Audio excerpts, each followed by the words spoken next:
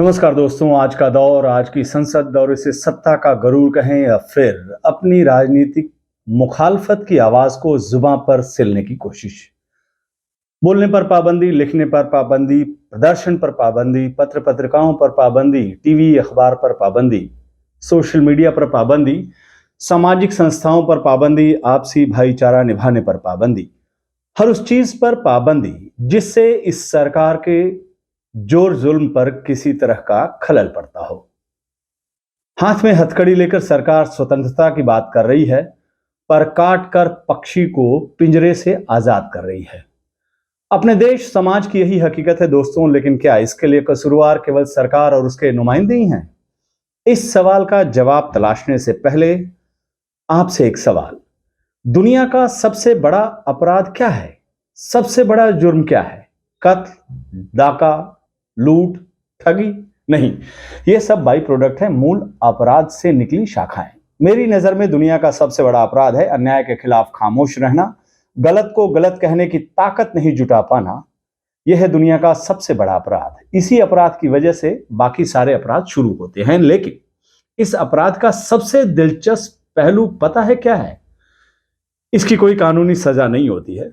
कोई भी कोर्ट, कोई भी अदालत आपको इस बात के लिए सजा नहीं सुना सकती है कि आप उस वक्त क्यों खामोश रहे जब एक निरंकुश तानाशाह, एक तानाशाही सरकार, एक शातिर सियासतजीवी लोकतंत्र की धज्जियां उड़ा रहा है।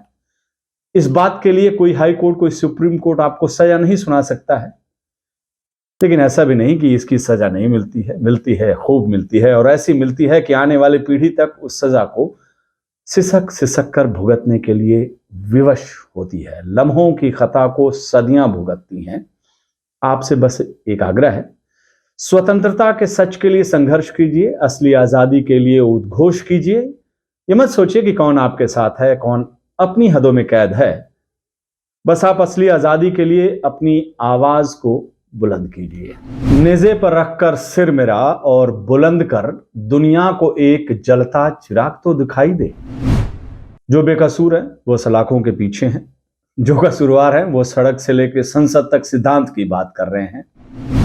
वो जो कातिल था वही मेहदी मसीहा बन गया। ऐसी दोहरी शख्सियत का आदमी देखा नहीं। इस दोहरी शख्सियत वाले आदमी के राज में आजादी का अंदाज देखिए। जोर जुल्म में सबसे ज्यादा जो शरीक है, इंसाफ की आवाज सबसे ज्यादा उसी की बुलंद है।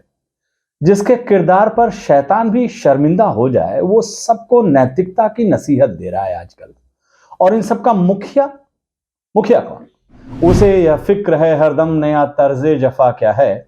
हमें यह शौक है देखें सितम की इंतहा क्या है। सितम की इंतहा अभी आने बाकी है दोस्तों, लेकिन उसका ट्रेलर हम पिछले 9 सालों से देख रहे हैं। पिछले 9 सालों में आजादी की नई परिभाषा कर दी गई है इस सरकार ने। आजादी के मायने और मतलब अब वो नहीं रह गए जो साल 2014 से पहले थे।